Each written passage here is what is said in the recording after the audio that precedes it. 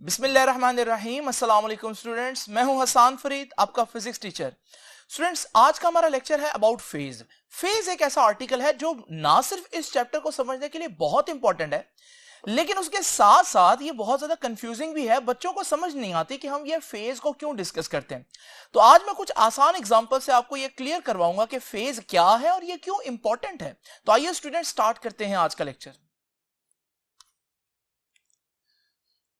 Students, इससे पहले कि मैं आपको फेज समझाऊं, आइए फेज से रेलेवेंट एक आसान एग्जांपल समझते हैं ताकि हम बाद में फेज को समझ सकें। स्टूडेंट्स, अगर मैं अपने मोटिवेशन को देखूं, पूरे दिन में जो मुझे काम करने के लिए मोटिवेशन होती है, आप लोग जानते हैं कि वो डिफरेंट औकात में डिफरेंट होगी। सुबह के टाइम मेरा मोटिवेशनल लेवल कुछ और होता है, दोपहर के टाइम कुछ और होता है। अगर मैं अपने मोटिवेशनल लेवल को ग्राफ पे प्लॉट करना चाहूं, तो मैं यहां पर एक्स एक्सिस और वाई एक्सिस आपके सामने इमेजिन करता हूं। एक्स एक्सिस पर मैं टाइम के डिफरेंट दौरानिया, डिफरेंट औकात आपके सामने इमेजिन करूंगा। जैसे कि ये पॉइंट मॉर्निंग है, ये पॉइंट जो है वो नून है, दोपहर का पॉइंट है, ये पॉइंट जो है वो इवनिंग है, और ये पॉइंट जो है वो नाइट है, रात का टाइम है, और फिर इसी तरह से आगे फिर मॉर्निंग। और इसी तरह से वाई एक्सिस पर मैं अपनी मोटिवेशन प्लॉट करता हूं, और ये है मोटिवेशन की मैक्सिमम वैल्यू जो मैं अचीव कर सकता हूं पूरे दिन में। अब स्टूडेंट्स, मैं अपने लिए बात करता हूं, हाइपोथेटिकली फर्जी तौर पर एक केस बना लेता हूं कि मैं जब अपने आप को ऑब्जर्व करता हूं तो मैंने देखा कि मॉर्निंग में मेरी मोटिवेशन बिल्कुल जीरो होती है। तो ग्राफ के ऊपर मैं ये पॉइंट प्लॉट करूंगा। और फिर मैंने देखा कि दोपहर के टाइम मेरी मोटिवेशन जब वो मैक्सिमम हो चुकी होती है, तो ये पॉइंट आया मेरे पास दोपहर के लिए। और फिर इसी तरह से मैंने देखा कि शाम के टाइम फिर से मेरी मोटिवेशन जो है वो जीरो हो चुकी होती है, और ये पॉइंट आया। और फिर मैंने देखा कि एट नाइट मैं इतना थक चुका होता कि मेरी मोटिवेशन नेगेटिव में चली जाती है, यानी मैं तो डीमोटिवेट हो जाता हूं, तो मैक्सिमम डीमोटिवेट हो जाता हूं रात के टाइम। और फिर जब मैं सोकर उठता हूं तो दोबारा से मेरी मोटिवेशन जो है वो जीरो पर होती है अगले दिन। तो स्टूडेंट्स, जब मैंने ये सारे पॉइंट्स आपके सामने ड्रॉ किए, अगर मैं इनको यहां पर मिलाऊं तो हमारे पास ये एक कर्व आई। इस कर्व में खास बात क्या है, ये कर्व मुझे बता रही है कि यहां पर मेरी मोटिवेशन जो है वो मिनिमम है, फिर मैक्सिमम है, फिर यहां पर मिनिमम है, फिर नेगेटिव में मैक्सिमम है, और फिर यहां पर दोबारा से मिनिमम है। ये मिनिमम और मैक्सिमम का चक्कर कहीं आप लोगों ने कहीं और देखा है? स्टूडेंट्स, आपको याद होगा कि हम लोगों ने जो साइन थीटा की वैल्यूज पढ़ी हैं, उसमें हम लोगों ने पढ़ा कि साइन जीरो जो है वो जीरो होता है, जो कि साइन की मिनिमम वैल्यू है। साइन 90 1 होता है, या +1 कह लेते हैं, तो ये मैक्सिमम वैल्यू है साइन की। साइन 180 फिर से जीरो होता है, तो मिनिमम वैल्यू है। और फिर साइन 270 -1 होता है, ये भी मैक्सिमम है लेकिन नेगेटिव में मैक्सिमम है। और साइन 360 जीरो है, और वो मिनिमम वैल्यू है। अगर आप यहां पर देखें तो ये तो वही पैटर्न मिनिमम और मैक्सिमम का बन रहा है जो पैटर्न मेरी मोटिवेशन लेवल का था। यानी कि जो हमारे पास साइन का ग्राफ अगर मैं आपके सामने प्लॉट करूं, और उसमें मैं ये सारे एंगल एक्स एक्सिस पर लूं, तो फिर मैं देखूंगा कि हमारे पास साइन 0 मिनिमम है, साइन 90 मैक्सिमम है, साइन 180 मिनिमम है, और साइन 270 नेगेटिव में मैक्सिमम है, और साइन 360 फिर से जीरो है यानी मिनिमम है। तो मेरे पास बिल्कुल वैसा ही ग्राफ आ जाएगा जैसा मेरी मोटिवेशन का ग्राफ था। यानी मेरी मोटिवेशन पूरे दिन में ऐसे चेंज होती है जैसे साइन की वैल्यूज चेंज होती है। यानी कि मैं कह सकता हूं कि जो मेरी मोटिवेशन है, it is a function of sign. Function of sign का मतलब है कि बिल्कुल वैसे चेंज होती है जैसे साइन की वैल्यूज डिफरेंट एंगल्स पर चेंज होती हैं। तो मैं अपनी आसानी के लिए क्या करता हूं कि ये जो साइन की एंगल की वैल्यूज हैं, ये वैल्यूज मैं वहां पर सब्स्टिट्यूट कर देता हूं टाइम में जो मैंने आपके सामने इमेजिन कर लिया है, जो मॉर्निंग नून वगैरह मैंने इमेजिन किया हुआ है। अगर मैं ये वैल्यूज उसकी जगह रख दूं, तो अब आप देख रहे हैं मैं अपनी मोटिवेशन को टाइम के लिहाज से नहीं बल्कि एंगल के हिसाब से आप लोगों को बता रहा हूं। अब स्टूडेंट्स, अगर आप में से कोई मुझे कॉल करके पूछता है, हाँ भाई क्या मोटिवेशन है, तो मैं उसको अगर ये कहने की बजाय कि भाई मोटिवेशन बहुत ज्यादा है, अगर मैं कह दूं यार थीटा 90 डिग्री है, तो वो खुद ही समझ जाएगा यार थीटा 90 डिग्री है ना, इसका मतलब है सर की मोटिवेशन जो है वो तो साइन पर डिपेंड करती है, और थीटा 90 सर बता रहे तो इसका मतलब साइन 90 तो मैक्सिमम होता है। तो मेरे थीटा 90 कहने पर आप समझ जाएंगे सर मुझे बताना चाह रहे हैं कि मोटिवेशन जो है वो मैक्सिमम है। हालांकि थीटा 90 का मुझसे कोई ताल्लुक डायरेक्ट नहीं बनता। यानी इसका यह मतलब नहीं है कि आप मुझे कॉल करें और मैं आपको बताऊं कि थीटा जो है वो 90 हो गया, इसका मतलब मैं 90 डिग्री रोटेट हो गया, ऐसा कुछ नहीं है। ये 90 डिग्री वहां कोई एग्जिस्ट नहीं करता। ये सिर्फ मैं अपने मोटिवेशन के लेवल को बताने के लिए एक तरीकाकार इख्तियार कर रहा हूं, क्योंकि मेरी मोटिवेशन की जो वेरिएशन है वो बिल्कुल ऐसे है जैसे साइन की वेरिएशन है। तो अगर आप मेरे से पूछते हैं कि भाई क्या लेवल है मोटिवेशन का, मैं कहता हूं कि भाई थीटा जो है वो 270 डिग्री है। आप समझ जाएंगे कि थीटा 270 डिग्री का मतलब है सर मुझे बताना चाह रहे हैं कि मेरी मोटिवेशन इस वक्त नेगेटिव में मैक्सिमम पर पहुंची हुई, यानी कि मैं फुली डीमोटिवेट हूं। तो स्टूडेंट्स आप लोगों ने देखा कि सम टाइम हम चीजों के वेरिएशन जो है वो एंगल की टर्म्स में बताते हैं, हालांकि असल में वहां कोई एंगल होता नहीं है। थीटा 90 का मतलब ये नहीं है कि सर 90 डिग्री रोटेट कर रहे हैं या कोई ये फिजिकली कोई चीज है जो 90 डिग्री रोटेट कर रही है। ये जो एंगल है ये हमारे पास फिजिकल एंगल्स नहीं है, ये सिर्फ हम लोग अपने काम को आसान करने के लिए आपके सामने बनाते हैं। अगर आपको यह बात समझ में आ गई है तो फिर अब मैं आता हूं असल बात की तरफ। स्टूडेंट्स आप लोगों ने देखा कि हम लोग जब भी एक एसी सोर्स एक लोड के साथ अटैच करते हैं तो उसमें एक करंट जो है वो बहना शुरू हो जाता है, फ्लो करना शुरू हो जाता है। इस करंट की वैल्यूज जब हमने देखी तो हम लोगों को पता चला था कि शुरू में यह करंट 0 होता है और फिर उसके बाद ये करंट एक डायरेक्शन में बढ़ता है, 1 ampere, 2 ampere, 3 ampere, 4 ampere, 5 ampere maximum हो गया। फिर इसी डायरेक्शन में दोबारा ये कम होना शुरू हो जाता है, 5 ampere, 4 ampere, 3 ampere, 1 ampere, 0 ampere. लेकिन फिर उसके बाद करंट जब 0 होता है ना तो अपनी डायरेक्शन चेंज कर लेता है, अब करंट ऑपोजिट डायरेक्शन में बहना शुरू हो जाता है और बढ़ना शुरू हो जाता है, यानी 1 ampere, 2 ampere, 3 ampere, 4 ampere, 5 ampere, ये ऑपोजिट डायरेक्शन में बढ़ रहा है। और फिर ये उसी ऑपोजिट डायरेक्शन में कम होना शुरू हो जाता है, तो फिर हमारे पास 5 ampere, 4 ampere, 3 ampere, 2 ampere, 1 ampere और 0 एम्पेयर। ये हमारे पास ऑल्टरनेटिंग करंट का साइकिल था। इसको मैंने डिटेल में लास्ट लेक्चर में डिस्कस किया हुआ है, इसलिए यहां पर बस आपको इतना ओवरव्यू देता हूं। अब स्टूडेंट्स अगर आप अपने करंट को गौर से देखें तो आप लोग इस करंट को यहां पर प्लॉट कर सकते हैं। तो आप लोगों ने देखा कि करंट जो है वो हमारे पास यहां वाई एक्सिस पर मैं ले लेता हूं और एक्स एक्सिस पर मैं आपके सामने टाइम ले लेता हूं। तो हमने देखा कि शुरू में करंट बिल्कुल 0 था, फिर आप लोगों ने देखा कि करंट बढ़ते बढ़ते मैक्सिमम वैल्यू पर गया, तो मैं ये आपके सामने प्लॉट कर देता हूं कि ये मैक्सिमम हो गया। उसके बाद फिर आपने देखा कि उसी डायरेक्शन में करंट कम होना शुरू हो गया, कम होते होते 0 हुआ, तो ये मैं आपके सामने ग्राफ के ऊपर प्लॉट कर देता हूं। फिर हमने देखा करंट ने अपनी डायरेक्शन रिवर्स कर ली और रिवर्स डायरेक्शन में बढ़ते बढ़ते मैक्सिमम हो गया, तो ग्राफ के ऊपर रिवर्स डायरेक्शन में बढ़ते बढ़ते करंट का आपके पास ये पॉइंट आएगा और फिर उसी रिवर्स डायरेक्शन में करंट दोबारा से कम होना शुरू हो गया और फिर हमारे पास जब ग्राफ पे प्लॉट करेंगे तो हमारे पास रिवर्स डायरेक्शन में करंट कम होते होते ये पॉइंट आ गया। यानी कि जो ऊपर वाला पोर्शन है ये आपको बता रहा है कि करंट एक डायरेक्शन में जा रहा है, सपोज कर ले ए से बी, और जो नेगेटिव करंट का साइकिल है वो ये बता रहा है कि करंट बी से ए जा रहा है, यानी कि करंट अपने ऑपोजिट डायरेक्शन में जा रहा है। अब स्टूडेंट्स इस ग्राफ को अगर आप गौर से देखें तो यहां पर क्या है, करंट मिनिमम था, फिर करंट मैक्सिमम था, फिर करंट मिनिमम था, फिर करंट ऑपोजिट डायरेक्शन में मैक्सिमम था यानी नेगेटिव में मैक्सिमम था, और फिर करंट दोबारा से 0 था। अगर आपको कुछ याद आया हो तो ये तो बिल्कुल वैसे ही जैसे मेरा मोटिवेशन का ग्राफ बना था वैसा ग्राफ बना है, और ये मिनिमम और मैक्सिमम, मिनिमम मैक्सिमम की वैल्यूज का बिल्कुल यही एग्जैक्ट रेपिटेशन तो मैंने आपको साइन के ग्राफ में भी अभी दिखाया। इसका मतलब यहां पर जो हमारा करंट है वो साइन के ग्राफ से बिल्कुल मिलता जुलता है, यानी कि करंट की जो वेरिएशन है वो बिल्कुल वैसे ही है जैसे साइन की वैल्यूज डिफरेंट एंगल्स पर चेंज होती हैं। तो स्टूडेंट्स फिर मैं क्या करता हूं, वही वाला काम कि मैं अपने करंट को ये एंगल्स जो साइन के एंगल्स हैं ये वहां सब्स्टिट्यूट करके एंगल्स की फॉर्म में बताता हूं। अब मैं आपके सामने ये जो एंगल्स बना रहा हूं ये कोई फिजिकल एंगल्स नहीं है, ये कोई करंट नहीं बना रहा कहीं एंगल, ये एंगल का काम है सिर्फ आपको ये बताना कि किसी लम्हे करंट की वैल्यू कितनी है।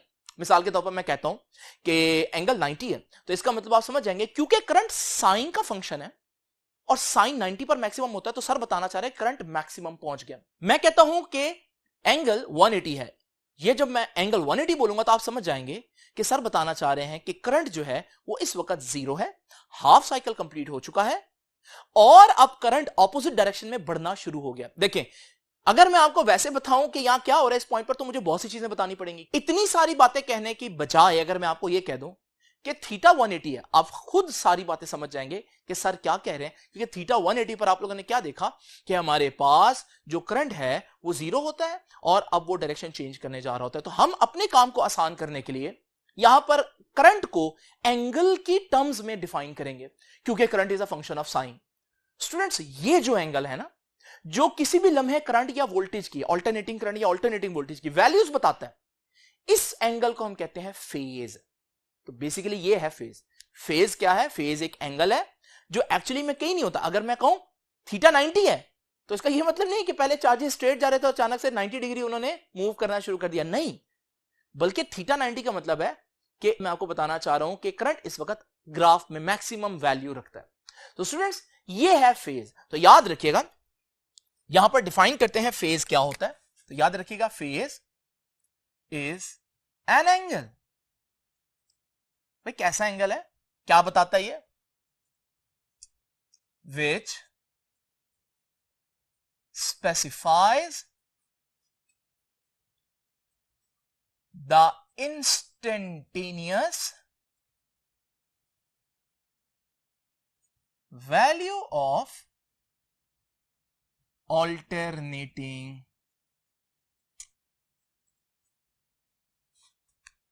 करंट और वोल्टेज। ये वो एंगल है जो बताता है कि किसी लम्हे करंट क्या कर रहा है, मैक्सिमम पर है, मिनिमम पर है, ऑपोजिट डायरेक्शन में मैक्सिमम पर है, उसकी कितनी वैल्यू है। तो इंस्टेंटेनियस वैल्यू ऑल्टरनेटिंग करंट की और ऑल्टरनेटिंग वोल्टेज बनाने वाला एंगल, उसे हम कहते हैं फेज। तो फेज एक्चुअली थीटा होगा। क्या ये एंगल फिजिकली की बन रहा होगा? नहीं, ये बिल्कुल वैसे ही जैसे मैं कहता हूं मेरी मोटिवेशन इस वक्त थीटा 90 है, तो इसका मतलब क्या है कि मैं 90 डिग्री उल्ट हो गया हूं? नहीं, इसका मतलब है क्योंकि मेरी मोटिवेशन साइन पर डिपेंड करती है और साइन 90 जो है वो मैक्सिमम होता है। तो मैं आपको बताना चाह रहा हूं कि मेरी मोटिवेशन मैक्सिमम है जब मैं आपको कहूंगा कि थीटा 90 डिग्री है। तो स्टूडेंट्स, ये फिजिकल एंगल्स नहीं होते। तो आई होप कि ये बात आपको समझ में आ गई होगी। अगर ये बात आपको समझ में आ गई है तो मैं आपको जैसे कि बता रहा हूं कि current is a function of sine. तो मैं यहां से एक इक्वेशन जो लास्ट टाइम मैंने बनाई थी ये बता देता हूं। ये क्या बता रहा है कि करंट ऐसे चेंज होगा जैसे साइन की वैल्यूज चेंज होती है। इसी तरह से हमारे पास v is equal to V naught sine theta भी लिख सकते हैं कि voltage is a function of sine. तो ये दोनों जो हमारे पास इक्वेशंस हैं ये मैं आपको लास्ट टाइम पढ़ा चुका हूं। अब स्टूडेंट्स जरा तवज्जो से मेरी बात सुननी है।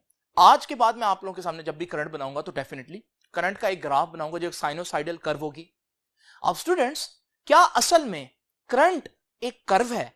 करंट तो मूवमेंट ऑफ चार्जेस है और मूवमेंट ऑफ चार्जेस ऐसे नहीं होती। तो याद रखिएगा, मूवमेंट ऑफ चार्जेस ऐसे नहीं है, ये सिर्फ उसका ग्राफ है जो हम ऐसे बनाते हैं और वो मैंने आपको बता दिया क्यों बनाते हैं। अब स्टूडेंट्स, अगर मैं आपके सामने करंट और वोल्टेज का रिलेशन चैप्टर नंबर 13 में आप लोगों के साथ डिस्कस करता, तो चैप्टर नंबर 13 में आप लोगों ने देखा कि जब हम वोल्टेज बढ़ाते हैं तो करंट बढ़ जाता है। तो इसका मतलब वोल्टेज और करंट का डायरेक्ट रिलेशन है। ट्रांसफार्मर में आप लोगों ने पढ़ा कि जब आप वोल्टेज बढ़ाते हैं तो करंट कम हो जाता है। तो यहां से आप रिलेशन निकाल लेंगे कि वोल्टेज और करंट का इनवर्स रिलेशन है। तो दो वेरिएबल्स को आपस में उनका रिलेशन फाइंड आउट करना, उनको आपस में रिलेट करना बहुत आसान है। या उनका आपस में कोई रिलेशन नहीं होगा, या डायरेक्टली प्रोपोर्शनल या इनवर्सली प्रोपोर्शनल, इस तरह के रिलेशन होंगे। लेकिन यहां मसला क्या है? चैप्टर नंबर 16 के अंदर जब मैं कहूंगा वोल्टेज तो भाई वो एक ग्राफ होगा, और जब मैं कहूंगा करंट वो भी एक ग्राफ होगा। अब ग्राफ को दूसरे ग्राफ से कैसे रिलेट करें? एक ग्राफ का दूसरे ग्राफ से क्या रिलेशन बन रहा है, यहां ये मसला है।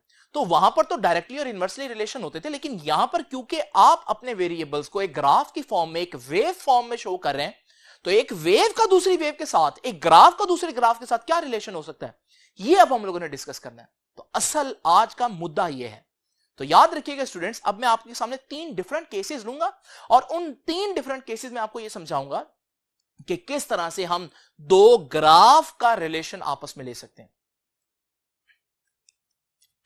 तो स्टूडेंट्स,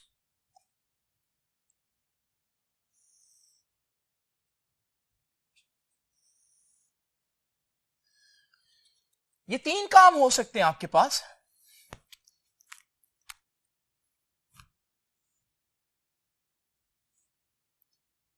एक काम ये हो सकता है कि आपके पास एक ग्राफ है,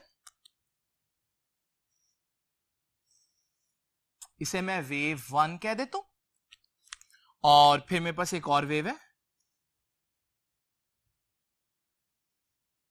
इसे मैं वेव 2 कह देता हूं। तो दो वेव्स, वेव 1 और वेव 2, बिल्कुल इस तरह से भी हो सकते हैं। इनका आपस में क्या रिलेशन है अभी डिस्कस करेंगे। एक और काम यह हो सकता है कि मेरे पास यही दो वेव्स हो,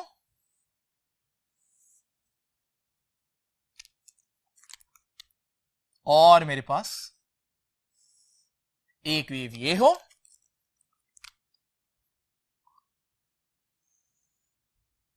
और दूसरी वेव ये हो। वही दो वेव्स हैं यहां पर। तो अब इन दो वेव्स का आपस में क्या रिलेशन होगा? तो इनको भी मैं वेव 1, रेड वाली को वेव 1 और ब्लू वाली को वेव 2 कह देता हूं। इसी तरह से थर्ड केस जो मैं आपके सामने हाइपोथेटिकली इमेजिन करूंगा वो है कि मेरे पास ये एक वेव है और इसके साथ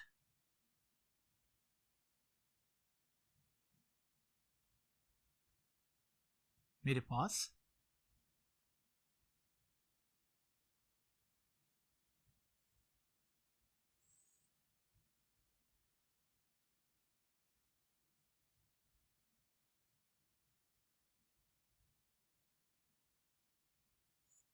ये एक वेव है, इसको भी मैं वेव 1 और वेव 2 का नाम देता हूं। तो आप लोगों ने देखा कि मैंने आपके सामने 3 एक जैसी वेव्स इमेजिन की हैं, लेकिन आप लोग देख रहे हैं कि उन वेव्स को जब मैं इकट्ठा बना रहा हूं तो मेरे पास 3 एक जैसी पिक्चर्स नहीं आ रही। इन तीनों पिक्चर्स में फर्क किस चीज का है, आइए जरा देखते हैं। अगर ये पहली डायग्राम आप इमेजिन करें तो ये पहली डायग्राम कुछ इस तरह से है, इसमें वेव 1 और वेव 2 आप लोगों को कुछ इस तरह से नजर आ रही है। अब मैंने क्या किया, अगर मैं वेव 1 और वेव 2 में से किसी एक को इस तरह से मूव करूं तो आप देखेंगे ये जो नई पिक्चर आई है वो ये वाली पिक्चर है। और इसी तरह से अगर वही ओरिजिनल पिक्चर हम देखें वेव 1 और वेव 2 और मैं उसको कुछ इस तरह से मूव करूं किसी एक वेव को तो आप देखेंगे अब हमारे पास वो थर्ड वाला केस बन गया। तो स्टूडेंट्स इसका मतलब क्या है, ये वेव्स एक ही हैं लेकिन मैं एक वेव को दूसरे के लिहाज से टाइम एक्सिस पर मूव कर रहा हूं बेसिकली।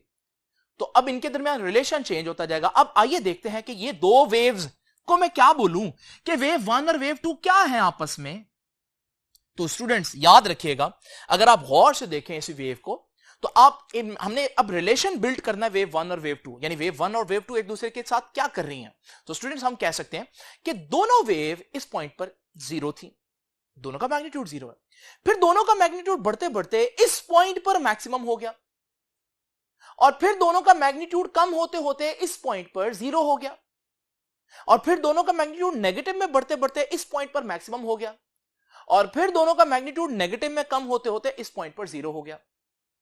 तो स्टूडेंट्स आप लोग देख रहे हैं दोनों एक ही टाइम पर जीरो हो रहे हैं, एक ही टाइम पर मैक्सिमम हो रहे हैं, एक ही टाइम पर दोबारा जीरो हो रहे हैं हाफ साइकिल के बाद, एक ही टाइम पर नेगेटिव में मैक्सिमम हो रहे हैं और एक ही टाइम पर दोबारा से पूरा साइकिल कंप्लीट करने के बाद जीरो हो रहे हैं।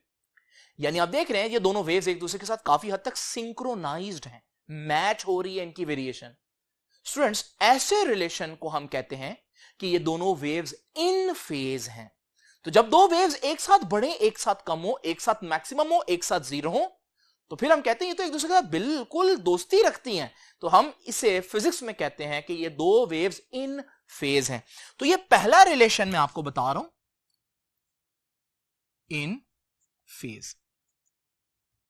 तो भाई दो वेव्स को इन फेज कब बोलूंगा, जब वो ग्राफ के ऊपर इस तरह से दिखेंगी। और ये ग्राफ के ऊपर क्या कर रही है, मैं इसको लिख देता हूं आपके सामने कि wave 1 and wave 2 are in phase. क्यों भला? Because they reach their maximum or minimum at same time। दोनों अपने मिनिमम और मैक्सिमम पर एक ही वक्त में पहुंची हैं। तो इस लम्हे ये भी मैक्सिमम और ये भी मैक्सिमम है। नाउ स्टूडेंट्स याद रखिएगा, हमारे पास हम ये भी कह सकते हैं बोथ इंक्रीज और डिक्रीज साइमल्टेनियसली। दोनों एक साथ इंक्रीज भी कर रही हैं एक साथ इंक्रीज भी कर रही है, एक साथ डिक्रीज कर रही है, एक साथ नेगेटिव में इंक्रीज, एक साथ नेगेटिव में डिक्रीज। तो इसका मतलब हमारे पास दोनों एक साथ इंक्रीज कर रही है और एक साथ डिक्रीज कर रही है। इसे हम बोलते हैं कि दोनों वेव्स एक दूसरे के साथ इन फेज है। तो जब वेव्स का आपस में हम कंपैरिजन करते हैं तो वेव्स का आपस में एक किस्म का रिलेशन ये होता है कि वो एक दूसरे के साथ इन फेज होती है। ये हम लोगों ने डिटेल में आगे पढ़ना है, इसलिए आपको पता होना चाहिए। अब स्टूडेंट्स, इसी बात को हम एक और तरह से भी कह सकते हैं, और वो क्या है, जरा इमेजिन करें ये डायग्राम और आप दोनों वेव्स को थोड़ी देर के लिए अलग-अलग कर दें। आप लोग जानते हैं कि दोनों साइन वेव्स हैं, तो फिर मैं इनको वही एंगल्स दे सकता हूं कि जब वो 0 होंगी तो 0 डिग्री, जब वो मैक्सिमम तो 90 डिग्री, हाफ साइकिल के बाद 0 तो 180 डिग्री, और नेगेटिव में मैक्सिमम तो 270 डिग्री, और फिर हमारे पास एंड पर 360 डिग्री। अब दोबारा से इनको इकट्ठा कर देते हैं। अब जरा देखें, इस पॉइंट के ऊपर वाली वेव जो है उसका भी फेज 90 डिग्री है और नीचे वाली वेव का भी फेज 90 डिग्री है। तो फेज डिफरेंस कितना हुआ? 90 माइनस 90, 0। अच्छा, ये वाला पॉइंट देख लें। इस पॉइंट पर दोनों वेव्स का फेज 270 है क्योंकि दोनों नेगेटिव में मैक्सिमम है, और फेज डिफरेंस कितना हुआ? 0। तो बात यह है कि आप कहीं पर भी चेक करें तो आप देखेंगे फेज डिफरेंस आपको हर जगह पर 0 मिलेगा। तो हम एक बात यह भी कह सकते हैं इन फेज के लिए कि इन फेज कब होता है? मुश्किल अल्फाज में हमने क्या बोला? जब एक साथ बढ़े, एक साथ कम हो, एक साथ मैक्सिमम, एक साथ 0। लेकिन आसान अल्फाज में हम कह सकते हैं इन फेज कब होता है? दो वेव्स कब इन फेज कहलाएंगी? याद रखिएगा, जब उनका फेज डिफरेंस 0 डिग्री हो। जहां पर एक वेव का 90 डिग्री हो, दूसरा का भी 90 डिग्री हो, एक का 180 डिग्री तो दूसरा का भी 180 डिग्री, तो डिफरेंस कितना बनेगा? 0। तो फेज डिफरेंस अगर 0 हो तो हम कहेंगे वेव्स इन फेज है। ये छोटी सी बात है स्टूडेंट्स, आपको आई होप समझ में आ गई होगी। आइए अब जरा देखते हैं वेव्स का दूसरा रिलेशन। अगर आप इस रिलेशन में देखें तो आप देखेंगे कि इस रिलेशन में अगर आप इस पॉइंट पर देखें दोनों 0 हैं, लेकिन आप देख रहे हैं कि एक पॉजिटिव डायरेक्शन में बढ़ना शुरू हुई तो एक नेगेटिव डायरेक्शन में बढ़ना शुरू हो गई। ये तो मैचिंग बिहेवियर नहीं है, ये आपस में सिंक्रोनाइज तो नहीं है, ये तो बिल्कुल एक दूसरे के ऑपोजिट करने वाला काम है कि एक जो है वो एक डायरेक्शन में जा रही है तो दूसरी बिल्कुल ऑपोजिट डायरेक्शन में जा रही है। इसे हम कहते हैं भाई ये तो बिल्कुल भी दोस्ती नहीं है, ये तो इन फेज नहीं है, ये तो आउट ऑफ फेज है, ये तो सरासर दुश्मनी है, यानी बिल्कुल भी मैच नहीं हो रहे। तो याद रखिएगा, दो वेव्स को एक रिलेशन हम ये भी कह सकते हैं कि वो आपस में आउट ऑफ फेज भी हो सकती हैं। और ऐसा कब होगा? ऐसा तब होगा जब आप देखेंगे कि when wave 1 increases in one direction, positive भी हो सकती, नेगेटिव तो मैं वन डायरेक्शन लिख देता हूं। जब वेव 1 एक डायरेक्शन में इंक्रीज होगी and wave 2 increases in opposite direction, जब एक वेव किसी डायरेक्शन में बढ़े तो दूसरी वेव उसके बिल्कुल ऑपोजिट डायरेक्शन में बढ़े, तो फिर हम कहते हैं कि भाई वो तो आउट ऑफ फेज है। Then they are said to be out of phase. अच्छा स्टूडेंट्स, मैं इसको दुश्मनी क्यों बोल रहा हूं, इसको दोस्ती क्यों बोल रहा हूं? तो मैं यहां लिख देता हूं कि ये एक किस्म की दोस्ती है, ठीक है, और आउट ऑफ फेज होना दो वेव्स की एक किस्म की दुश्मनी है, ठीक है जी। अब स्टूडेंट्स, मैं इसको दुश्मनी क्यों बोल रहा हूं? आप डेली लाइफ में भी ऐसे देखते हैं ना, जब आप एक तरफ को जाते हैं तो जो आपका दोस्त होगा वो आपके साथ चलेगा, लेकिन अगर आप एक काम करने लगे हैं तो आपका जो दुश्मन होगा वो आपके बिल्कुल ऑपोजिट काम करेगा। तो यहां पर भी ऐसा ही हो रहा है। तो इन दो वेव्स की आपस में बिल्कुल भी दोस्ती नहीं है। अब स्टूडेंट्स, ये चीज आप लोगों ने सीआरओ में पढ़ी थी चैप्टर नंबर 14 में, लेकिन मैंने यहां पर फिर भी एक्सप्लेन कर दिया क्योंकि एक्चुअली में जब इन फेज की बात होनी चाहिए तो आपको पता होना चाहिए आउट ऑफ फेज भी क्या है। अब स्टूडेंट्स, इसको भी मैं एक आसान तरीके से समझा सकता हूं। जरा आउट ऑफ फेज दोनों वेव्स को देखिए और स्टूडेंट्स इन दोनों वेव्स को अलग कर देते हैं। ये पहली वेव तो आपको सिंपल नजर आ रही है। पहली वेव जो है उसमें ये 0.0 डिग्री, ये 90 डिग्री, ये 180, ये 270 और ये 360। लेकिन अगर आप ये दूसरी वेव देखें तो दूसरी वेव में आप देख रहे हैं कि यहां तो नेगेटिव पोर्शन पहले आ रहा है, तो आप थोड़ी देर के लिए इमेजिन कर लें, पॉजिटिव पोर्शन को इमेजिन कर लें जस्ट। अगर आप इमेजिन करें तो फिर पॉजिटिव पोर्शन अगर एग्जिस्ट करता हो तो ये 0 होगा, ये 90 होगा, तो फिर ये पॉइंट जो वेव के अंदर पहला पॉइंट बन रहा है ये 180 डिग्री हुआ, और फिर ये 180 होगा तो फिर ये 270 और ये 360, और इसी तरह से आप 90 90 ऐड करते जाए तो हमारे पास ये जो फेज बनेगा इसका। अब स्टूडेंट्स दोनों वेव्स को इकट्ठा कर देते हैं। ये मैंने दोनों वेव्स को इकट्ठा कर दिया। इस पॉइंट पर अगर आप देखें तो ऊपर वाली वेव का जो फेज है वो 0 डिग्री बन रहा है, जबकि नीचे वाली वेव का 180 डिग्री, या फेज सेम नहीं है एक ही पॉइंट के ऊपर। तो अगर एक 180 है दूसरा 0 है तो डिफरेंस कितना बना? 180 बना, क्योंकि 180 माइनस 0 इज 180 डिग्री। और स्टूडेंट्स अगर आप ये वाला पॉइंट देखें, यहां ऊपर वाली वेव 90 डिग्री है और नीचे वाली जो वेव है उसका फेज 270 है, और अगर आप फेज डिफरेंस देखें दोनों पॉइंट पर तो आप देखेंगे कि हमारे पास phase difference 270 minus 90 still 180 degree आ रहा है। यानी कि आप कहीं पर भी चेक कर लें तो फेज डिफरेंस कितना आएगा? 180 डिग्री आएगा। तो आउट ऑफ फेज को बताने का एक तरीका यह भी है कि आप यूं कह दें, मुश्किल तरीका क्या है, जब एक बढ़ रही हो तो दूसरी ऑपोजिट डायरेक्शन में बढ़ रही हो, लेकिन आसान अल्फाज में अगर आपने बताना हो ना दो वेव्स की दुश्मनी है, आउट ऑफ फेज है, तो आप आसान अल्फाज में कम वक्त में क्या बता सकते हैं? आप सिर्फ ये बता दें फेज डिफरेंस कितना है? 180 डिग्री। जब आप बोलेंगे ना 180 डिग्री, हम समझ जाएंगे कि वो दोनों वेव्स एक दूसरे के बिल्कुल ऑपोजिट बिहेवियर रखती हैं। स्टूडेंट्स ये बात आपको समझ में आई? आपने इन दोनों केसेस में खास बात देखी? खास बात क्या है? ये दोनों एक्सट्रीम केसेस हैं, पक्की दोस्ती और पक्की दुश्मनी। समझ लगी? लेकिन जरूरी नहीं हमेशा ऐसा हो। अगर हमारे पास दो वेव्स इस तरह से तो ये पक्की दोस्ती है, बिल्कुल 180 डिग्री डिस्प्लेस कर दूं तो पक्की दुश्मनी। लेकिन व्हाट अबाउट दिस केस? यहां पर आप देख रहे हैं दोनों वेव्स में पक्की दोस्ती भी नहीं है, पक्की दुश्मनी भी नहीं है। तो यहां पर हमारे पास क्या केस होगा? यह है हमारे पास एक जनरल केस जिसको मैंने थर्ड केस आपके सामने शो किया। तो स्टूडेंट्स अब ये थर्ड केस क्या है? ये इन दोनों के दरमियान में अगर फेज डिफरेंस ना 0 हो ना 180 हो तो फिर क्या होगा? आइए स्टूडेंट्स अब इस केस को देखते हैं। अगर आप ये वाला केस इमेजिन करें तो जैसे इन फेज वेव्स इमेजिन कर लें, तो इन फेज वेव में अगर आप एक वेव को डिस्प्लेस करें, 180 नहीं करना लेकिन थोड़ा सा डिस्प्लेस कर दिया आपने, सपोज करें आपने इतना डिस्प्लेस कर दिया, अब हमारे पास ये जो दो वेव्स हैं इनका आपस में क्या रिलेशन है? तो आप गौर से देखें तो आप कहेंगे कि यहां पर एक जो वेव है उसका मैग्नीट्यूड इस पॉइंट पर 0 है, लेकिन उसी पॉइंट के ऊपर अगर आप देखें दूसरी जो वेव है वो अपने मैक्सिमम पर पहुंची हुई है।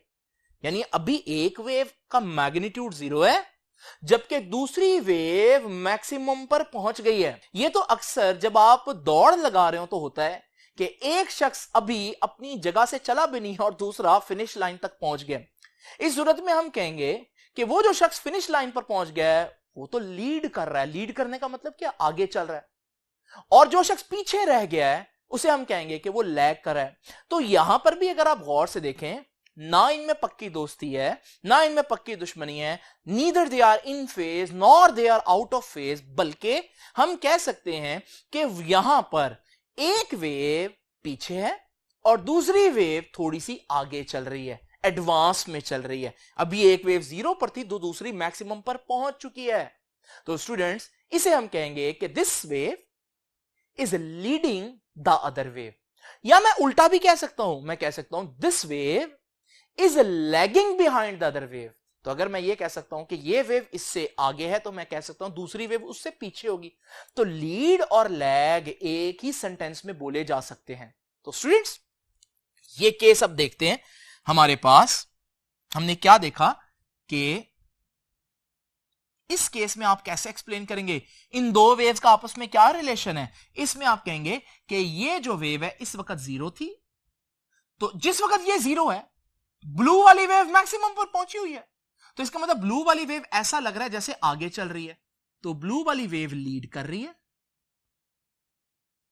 और रेड वाली वेव जो है वो लैग कर रही है, पीछे रह गई।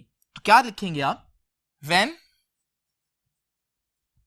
रेड वेव 1 है तो when one wave is 0, when wave 1 is 0, जब वेव 1 का मैग्नीट्यूड 0 है, the other wave is at its maximum position. जब एक 0 पर है तो दूसरी अपनी मैक्सिमम पर है, ठीक है ना।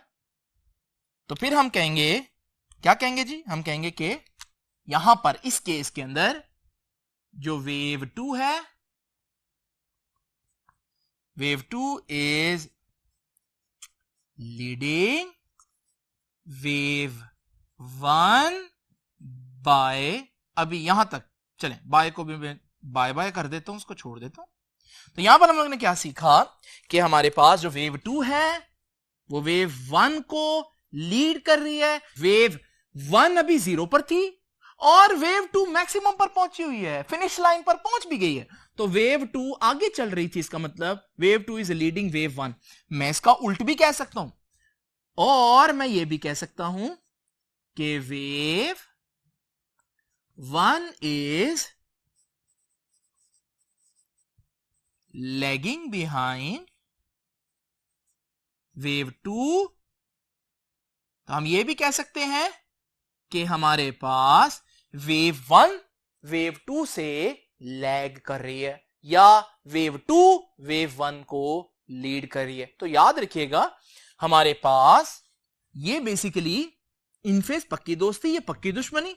लेकिन अगर दरमियान का कोई केस हो, ना 180 का डिफरेंस हो ना 0 का डिफरेंस हो, दरमियान का कोई केस हो, फिर हम इसको यहां से यूं देखेंगे।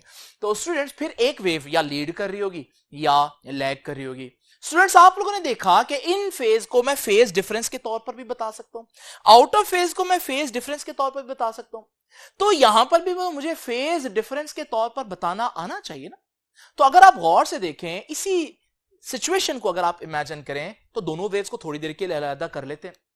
अगर आप ये वाली वेव देखें तो ये तो 0 से स्टार्ट हो रही है, तो इसके तो वही एंगल्स है, बार बार बता चुका हूं। तो आप लोग इमेजिन कर लें 0, 90 डिग्री, 180 डिग्री, 270 और 360। लेकिन दूसरी वेव अगर आप गौर से देखें तो वो 0 से स्टार्ट नहीं हो रही। कहां से स्टार्ट हो रही है? मैक्सिमम से। अगर मैं थोड़ी देर के लिए आपको इमेजिन करवाने के लिए इसका बाकी पोर्शन आप लोगों के सामने ड्रॉ कर दूं तो फिर आपको पता चलेगा कि ये पॉइंट एक्चुअली 0 बन रहा है क्योंकि यहां से वो स्टार्ट हो रही है। तो फिर ये जो ग्राफ के ऊपर पहला पॉइंट आ रहा है ये 90 डिग्री होगा और फिर ये 90 होगा तो अगला 180 डिग्री, फिर 270, फिर 360 एंड सो ऑन। अब स्टूडेंट्स हमारे पास दोनों वेव्स को करते हैं इकट्ठा। जब मैंने दोनों वेव्स को इकट्ठा किया तो मैंने देखा कि ये जो हमारे पास वेव 1 है, इस पॉइंट के ऊपर आप देख रहे हैं कि वेव 1 0 है, तो इसका फेज आपको नजर आ रहा है कि 0 डिग्री है। जबकि इसी पॉइंट के ऊपर वेव 2 मैक्सिमम पर है तो उसका फेज आपको नजर आ रहा है कि वो 90 डिग्री है। और स्टूडेंट्स डिफरेंस कितना बना? 90 डिग्री का। तो याद रखिएगा हम ये भी कह सकते हैं कि यहां पर फेज डिफरेंस कितना हुआ? 90 डिग्री का। लेकिन स्टूडेंट्स बजाय मैं ऐसे लिखने के, मैं इस चीज को जो फेज डिफरेंस 90 डिग्री का आया है, मैं उसको स्टेटमेंट के अंदर एम्बेड कर दूंगा। कैसे? हमारे पास वेव 2 इज लीडिंग वेव 1, तो मैं इसके आगे लिख दूंगा वेव 2 वेव 1 को लीड कर रही है। कितना डिग्री आगे चल रही है? By 90 degree. आप इसको पाई बाय 2 रेडियन भी लिख सकते हैं। बिल्कुल इसी तरह से जब मैं कहूंगा wave 1 is lagging behind wave 2, wave 1 wave 2 से पीछे रह गई है, तो उसके साथ भी मैं आगे क्या लिखूंगा? बाय 90 डिग्री और पाई बाय 2। तो स्टूडेंट्स ये है हमारे पास लैग और लीड के केस को लिखने का तरीका। ये आगे बहुत ज्यादा इस्तेमाल होना है, कम से कम 5 जगहों पर यूज होना है, तो इस वजह से आप लोगों को ये पता होना चाहिए। अब स्टूडेंट्स क्योंकि 90 डिग्री मैंने आपको एग्जांपल दी तो बच्चे समझते हैं बस लीड और लैग 90 डिग्री हो सकता है। ऐसा नहीं है। इमेजिन करें मेरे पास 2 वेव्स इन फेज हैं और हमारे पास ये जो 2 वेव्स इन फेज हैं, मैं अगर इनमें से एक वेव को इतना पीछे करूं, अब इस सूरत में ये 90 डिग्री का फेज नहीं बनता। दोनों वेव्स को थोड़ी देर के लिए अलग-अलग करते हैं। ये वेव सिंपल है, आपको मालूम है, ये 0 से लेकर 360 डिग्री तक मैं इनको नंबर दे देता हूं। और मैं दूसरी जो वेव अगर देखूं तो उस वेव में अगर आप गौर से देखें तो हमारे पास वेव जहां से स्टार्ट हो रही है वो 90 डिग्री नहीं बन रहा। अब मैं इस वेव को थोड़ी देर के लिए आपके सामने कंप्लीट करता हूं। अगर अब मैं कंप्लीट करके इसको लिखूं तो ये बनेगा 0 डिग्री और फिर 90 डिग्री और उसी तरह से 360 डिग्री तक आप लोगों ने नंबरिंग दे देनी। लेकिन जो पॉइंट आप लोग देख रहे हैं हमारे पास वाई एक्सिस को टच कर रहा है उसको क्या नंबर दें? वो तो 0 और 90 के भी दरमियान में आ रहा है, और 0 और 90 के दरमियान में क्या आता है? 45 डिग्री। तो इस पॉइंट का फेज मैं आपके सामने 45 डिग्री इमेजिन कर लेता हूं। और स्टूडेंट्स, जब मैं इन दोनों वेव्स को इकट्ठे दोबारा से एक ही पॉइंट पर प्लॉट करूंगा तो आप देखें कि एक वेव जिस पॉइंट पर 0 है उसका फेज 0 है, दूसरी का फेज उस पॉइंट पर 45 डिग्री है। तो यहां पर मैं क्या कहूंगा कि वो जो वेव है वो लीड कर रही है by 45 degree the other wave, या मैं ऑपोजिट कह सकता हूं कि ये जो वेव है ये लैग कर रही है बाय 45 डिग्री। तो लीड और लैग 45 डिग्री भी हो सकता है, 60 डिग्री भी हो सकता है, 30 डिग्री भी हो सकता है, लेकिन ज्यादा फेमस केस जब आप पढ़ेंगे आगे चल के, जो पहले दो केसेस आएंगे उसमें 90 डिग्री होगा। इसलिए आपकी बुक ने भी यहां पर 90 डिग्री की एग्जांपल ही दी है। अब स्टूडेंट्स आइए चलते हैं आखिरी बात की तरफ, और वो है इन ग्राफ की वेक्टर रिप्रेजेंटेशन। वेक्टर कहां से आ गया? वेक्टर तो हम लोग पढ़ चुके हैं फर्स्ट ईयर में, यहां वेक्टर कोई बनता भी नहीं है। क्यों? क्योंकि हम डिस्कस करेंगे वोल्टेज और करंट, और हम लोग पढ़ के आ चुके हैं वोल्टेज और करंट कैसी क्वांटिटीज हैं, स्केलर क्वांटिटीज हैं, इनकी कोई डायरेक्शन नहीं होती। लेकिन अब मैं यहां पर वेक्टर क्यों लेकर आ रहा हूं? तो आइए स्टूडेंट्स जरा चलते हैं कि समझें वेक्टर हम यहां पर क्यों लेकर आ रहे हैं। अब स्टूडेंट्स मैंने आपसे एक अजीब बात कर दी, और वो ये है कि हम ऑल्टरनेटिंग करंट या ऑल्टरनेटिंग वोल्टेज को वेक्टर की तरह रिप्रेजेंट कर सकते हैं, यानी कि हम आई को आई वेक्टर या ऑल्टरनेटिंग वोल्टेज को वेक्टर फॉर्म में रिप्रेजेंट कर सकते हैं। लेकिन ये वेक्टर कैसे हो सकता है? स्टूडेंट्स हम इसको वेक्टर की फॉर्म के बराबर करार दे सकते हैं, लेकिन उसके लिए हमें 3 शर्त पूरी करनी पड़ेंगी, और वो शर्तें आपके सामने लिखी हैं। तो सबसे पहले तो आप इमेजिन करें कि हमारा ऑल्टरनेटिंग करंट एक्चुअली में क्या है। वो ग्राफिकल रिप्रेजेंटेशन कुछ इस तरह से है। अब स्टूडेंट्स ये मैंने आपके सामने एक वेव फॉर्म ड्रॉ कर दी है ऑल्टरनेटिंग करंट की। अगर आप ऑल्टरनेटिंग करंट को वेक्टर की फॉर्म में रिप्रेजेंट करना चाहते हैं तो पहली शर्त क्या है? इट्स लेंथ, वो जो भी वेक्टर आप रिप्रेजेंट करेंगे उसकी length on a certain scale represents the peak और आरएमएस वैल्यू। उसकी जो लेंथ है वो आरएमएस या पीक वैल्यू के बराबर लेनी है हमने, जो भी स्केल हम कंसीडर कर रहे हैं। तो स्टूडेंट्स ये जो साइकिल आपके सामने मैंने इमेजिन किया, इसमें पीक वैल्यू तो आपके पास ये है, तो मैं इतना ही बड़ा वेक्टर इमेजिन करूंगा। पहली शर्त ये है। तो आप लोगों को जो भी स्केल आप लोग चूज कर रहे हैं उस पर आपको पीक वैल्यू या आरएमएस वैल्यू जितना लेंथ का एक वेक्टर इमेजिन करना है। लेकिन यह शर्त काफी नहीं है। उसके बाद वो कहता है it is in horizontal position at the instant when alternating quantity is 0 and is increasing positively. जिस लम्हे जो हमारी ऑल्टरनेटिंग क्वांटिटी है वो 0 हो और पॉजिटिव में बढ़ने वाली हो, यानी ये वाला लम्हा, ये वाला बनता है ना, क्योंकि यहां 0 और पॉजिटिव होने वाली है। इस लम्हे वो जो आपने वेक्टर इमेजिन किया उसको आपने हॉरिजॉन्टल लेना है। तो यानी कि वेक्टर की जो स्टार्टिंग पोजीशन है वो ये होगी कब? जब आपकी वेव की स्टार्टिंग पोजीशन ये है, यानी कि जब आपकी जो वेव है वो 0 से स्टार्ट हो रही है और पॉजिटिव में जा रही है, उस वक्त आपका वेक्टर जो है वो हमारे पास हॉरिजॉन्टल डायरेक्शन में होगा। तीसरी आपने इंपॉर्टेंट बात क्या इमेजिन करनी है? The angular frequency of the rotating vector. अब आपने वेक्टर को रोटेट करना है, तो वो जो रोटेटिंग वेक्टर होगा उसकी फ्रीक्वेंसी इज सेम, बराबर होनी चाहिए angular frequency of the alternating quantity. वो जो क्वांटिटी है उसकी फ्रीक्वेंसी के। आसान अल्फाज में देखिए, जितनी देर में आपकी ये एक वेव बनती है उतनी ही देर में ये वेक्टर एंटी क्लॉकवाइज रोटेट करके अपनी इनिशियल पोजीशन में आ जाए। यानी कि दोबारा देख लीजिए, जितनी देर में 0 से 360 डिग्री तक ये पूरी एक वेव हमारे पास गुजरेगी, उतनी ही देर में आपका वेक्टर 0 से 360 डिग्री रोटेट कर जाए। अगर ये तीनों शर्तें हम पूरी कर दें कि हम एक ऐसी वेव इमेजिन करें जिसकी पीक वैल्यू जितना ही हम वेक्टर ले लें, और फिर उसका जो 0 पॉइंट है जहां से वो स्टार्ट हो रही है वेव, उसके लिए हम वेक्टर को 0 पोजीशन यानी कि हॉरिजॉन्टल पोजीशन दे दें, और फिर हम उन दोनों की फ्रीक्वेंसी मैच कर लें, तो स्टूडेंट्स आपको जो चीज दिखाई देगी वो कुछ इस तरह से होगी। और आप लोग देख रहे हैं कि जो हमारे पास ऑल्टरनेटिंग क्वांटिटी पहले वेव की शक्ल में आप बता सकते थे, अब उसी ऑल्टरनेटिंग क्वांटिटी को आप वेक्टर की फॉर्म में भी रिप्रेजेंट कर सकते हैं। तो अगर ये हमारे पास आई था तो ये आई वेक्टर है। अब आप लोग ये हमेशा नहीं कर सकते, ये सिर्फ आप तब कर सकते हैं जब आपके पास एक ऑल्टरनेटिंग क्वांटिटी हो जिसको आपने फेज के जरिए रिप्रेजेंट किया हो, और आज हम लोगों ने फेज के जरिए ही रिप्रेजेंट किया है, एंगल्स के जरिए रिप्रेजेंट किया हुआ है ना। तो वो जो हमारे पास फेज अगर मौजूद हो, अगर हमारे पास फेज हो, तो उस ऑल्टरनेटिंग क्वांटिटी को हम वेक्टर की फॉर्म में रिप्रेजेंट कर देते हैं। तो यहां से लिया फेज, यहां से एंड से ओ आर लिया, तो ये बन गया फेजर। तो याद रखिएगा, ये जो ऑल्टरनेटिंग करंट है और ऑल्टरनेटिंग वोल्टेज है, इसे हम फेजर कहते हैं। स्केलर और वेक्टर तो आपने नाम सुना होगा ये, लेकिन ये पहली दफा आप सुन रहे हैं। ऑल्टरनेटिंग करंट या ऑल्टरनेटिंग वोल्टेज को हम फेजर कहते हैं। फेजर क्या होते हैं? फेजर असल में वेक्टर नहीं होते, लेकिन उनको वेक्टर की तरह रिप्रेजेंट किया जा सकता है, जैसे मैंने आप लोगों को बताया, और उनको वेक्टर की तरह सॉल्व भी किया जा सकता है। तो जो चीजें वेक्टर असल में ना हो, लेकिन उनकी कैलकुलेशन वेक्टर की तरह हो सकती हो, तो फिर हम उनको वेक्टर इमेजिन कर लेते हैं, तब वो कहलाते हैं फेजर्स। तो आई होप कि फेजर्स की आपको समझ में आ गई होगी बात। अब स्टूडेंट्स, आइए हम इमेजिन करते हैं, ये सारी जो चीज हम लोगों ने अभी आपके सामने बनाई है, इसको अप्लाई करते हैं अपने पहले दो केसेस पर। तो स्टूडेंट्स, ये हमारा पहला केस था जिसे हम इन फेज कहते हैं। अब इन फेज को अगर मैं आपको बताना चाहता हूं कि दो वेव्स इन फेज हैं, तो ग्राफ पर ऐसे बताऊंगा, अल्फाजों में ऐसे बयान करूंगा, फेज डिफरेंस की फॉर्म में ऐसे बताऊंगा। लेकिन अगर वेक्टर के तौर पर बताना हो, वेक्टर रिप्रेजेंटेशन के तौर पर, तो फिर मैं कैसे बताऊंगा? स्टूडेंट्स, जरा इमेजिन करें कि ये दोनों वेव्स हमारे पास, वेव 1 और वेव 2 जो इन फेज हैं, इनको मैं थोड़ी देर के लिए अलग-अलग कर लेता हूं। आपको मालूम है दोनों अल्टरनेटिंग क्वांटिटीज हैं। अगर मैं वेव 1 को देखूं, तो मैं वेव 1 को एक वेक्टर की फॉर्म में इमेजिन कर सकता हूं। अब वो सारी कंडीशंस मैंने आपके सामने बताई हैं। और अगर मैं आपको वेव 1 को सिर्फ दिखाऊं, तो वेव 1 जिस तरह से हमारे पास अल्टरनेटिंग क्वांटिटी चेंज होगी, आपका वेक्टर उसी तरह से काउंटर क्लॉकवाइज रोटेट करेगा।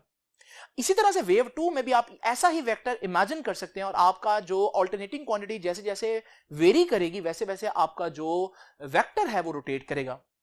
अब स्टूडेंट्स, अगर यहां पर हम दोनों ग्राफ को फिर से इकट्ठा कर दें और दोनों वेक्टर डायग्राम को भी करीब ले आए, तो फिर आप देखेंगे जब मैं इन दोनों क्वांटिटीज को एक साथ यहां पर वेरी करूंगा, तो उनके वेक्टर्स आप लोग देख रहे हैं इस तरह से रोटेट होंगे। अगर मैं इस पॉइंट पर वेक्टर आपके सामने रोक दूं, तो आप देखेंगे दोनों वेक्टर्स पैरेलल हैं। और अगर मैं इस पॉइंट पर आपके सामने वेक्टर रोकूं, तो आप देखेंगे दोनों वेक्टर्स पैरेलल हैं। यानी कि आप देखेंगे कि हमारे पास जब दो क्वांटिटीज फेज में हो, तो वेक्टर्स की फॉर्म में जब आप उनको ड्रॉ करेंगे ना, उनके वेक्टर्स हमेशा पैरेलल आपको नजर आएंगे। लेकिन अगर मैं इनिशियल पॉइंट पर देखूं, जब टाइम 0 था, तो वहां पर आप देखेंगे तो हमारे पास ये पिक्चर आएगी। इसमें भी वेक्टर्स पैरेलल हैं, लेकिन दोनों एक्स एक्सिस में। ये वाली पिक्चर मैं आपके सामने यहां पर ड्रॉ कर रहा हूं। तो याद रखिएगा, इन फेज के केस में वेक्टर रिप्रेजेंटेशन, क्योंकि दोनों वेव्स एक दूसरे के साथ फेज में हैं, तो इस पॉइंट की पिक्चर अगर मैं आपको वेक्टर फॉर्म में दिखाना चाहूं, कौन सा पॉइंट है ये? टाइम इज इक्वल टू 0, इस पॉइंट पर।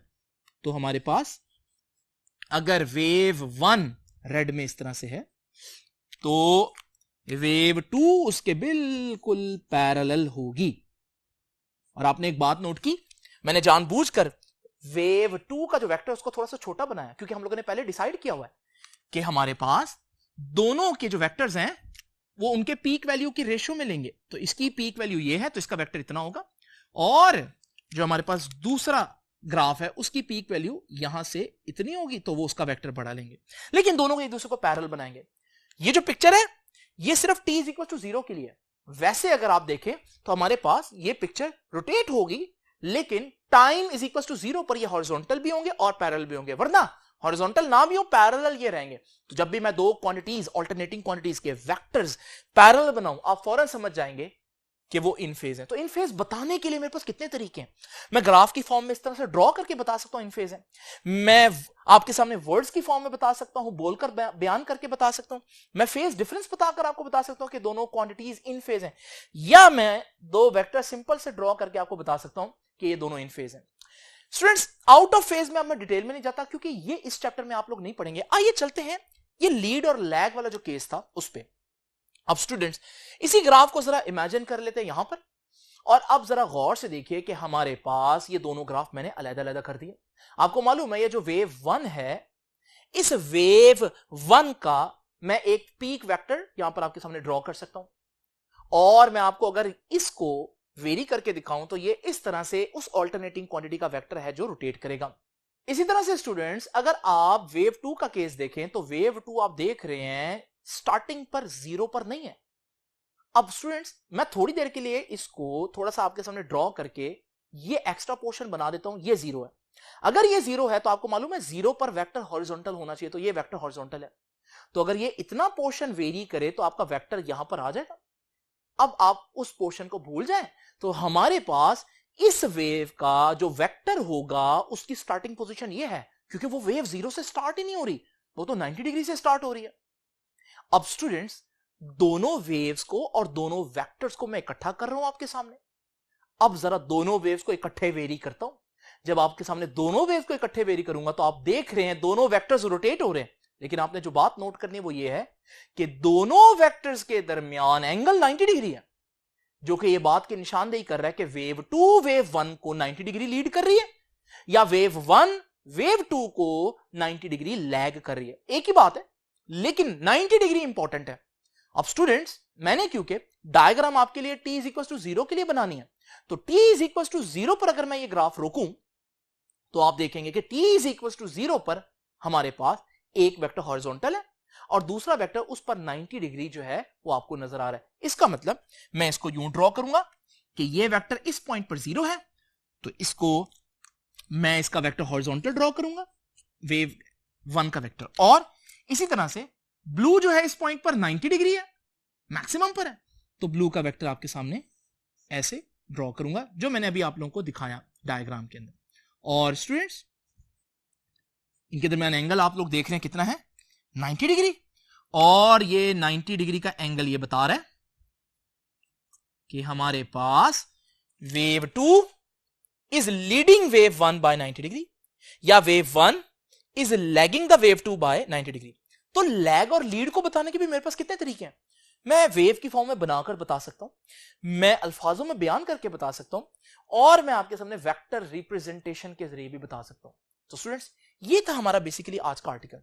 अब एक दो इंपॉर्टेंट बातें आप लोगों से, ये मैंने आपको पहले भी बताया कि जरूरी नहीं है कि फेज डिफरेंस 90 डिग्री ही हो, फेज डिफरेंस 30 डिग्री भी होता है।